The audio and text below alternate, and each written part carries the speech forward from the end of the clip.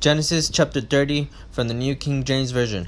Now when Rachel saw that she bore Jacob no children, Rachel envied her sister and said to Jacob, "Give me children, or else I die." And Jacob's anger was aroused against Rachel, and he said, Am I in the place of God, who has withheld from you the fruit of the womb?" So she said, "Here is my maid Bilhah, go into her, and she will bear a child on my knees, that I also may have children by her." Then she gave him Bilhah, her maid, as wife, and Jacob went into her.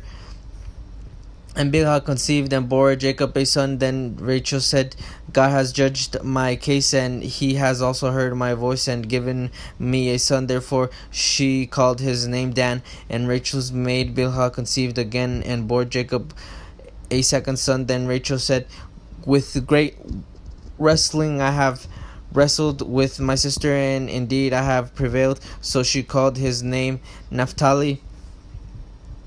When Leah saw that she had stopped bearing, she told Silpah her maid, and she took Silpah her maid and gave her to Jacob as wife. And Leah's maid Silpah bore Jacob a son. Then Leah said, "A troop comes." So she called his name Gad. And Leah's maid Silpah bore Jacob a second son. Then Leah said, "I am happy, for the daughters will call me blessed." So she called his name Asher. Now Reuben went in the days of wheat harvest. And found mandrakes in the field and brought them to his mother Leah. Then Rachel said to Leah, "Please give me some of your son's mandrakes." But she said to her, "Is it a small matter that you have taken away my husband? Would you take away my son's mandrakes also?" And Rachel said, "Therefore I will lie with you." And Rachel said, "Therefore he will lie with you tonight for your son's mandrakes." When Jacob went out to the field in the evening, Leah went out to meet him and said, "You must come in to me, for I have surely hired you with my son's mandrakes." And he lay with her that night. And God listened to Leah, and she conceived and bore Jacob a fifth son. Leah said, "God has given me my wages, because I have given my maid to my husband." So she called his name Issachar. Then Leah conceived again and bore Jacob a sixth son. And Leah said, "God has endowed me with a good endowment. Now my husband will dwell with me, because I have borne him six sons." So she called his name Zebulun. Afterward she bore a daughter and called her Dinah. Then God remembered Rachel, and God listened to her and opened her womb, and she conceived and bore a son, and said, "God has taken away my reproach." So she called his name Joseph and said, "The Lord shall add to me another son." Jacob's agreement with Laban. And it came to pass, when Rachel had borne Joseph, that Jacob said to Laban, "Send me away, that I may go to my own place and to my country. Give me my wives and my children, for whom I have served you, and let me go, for you know my service which I have done for you." And Laban said to him, "Please stay if I have found favor in your eyes, for I have learned by experience that the Lord has blessed me for your sake." Then he said, "Name your wages, and I will give it."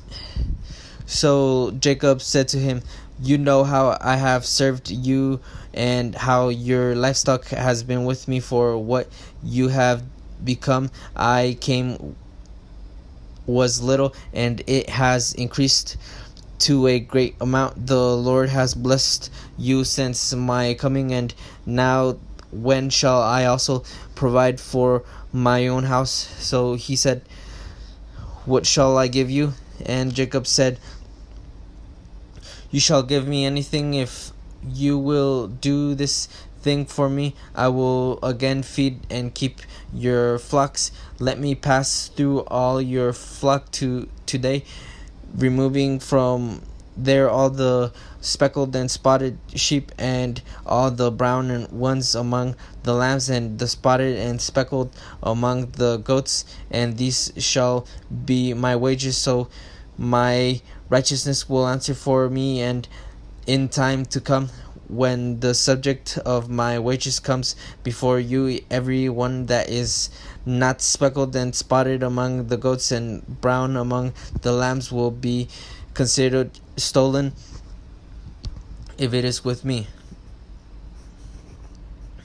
And Laban said, "Oh, that it were according to your word." So he removed that day the male goats that were speckled and spotted, all the female goats that were speckled and spotted, every one that had sons white in it, that had some white in it, and all the brown ones among the lambs, and gave them into the hand of his sons.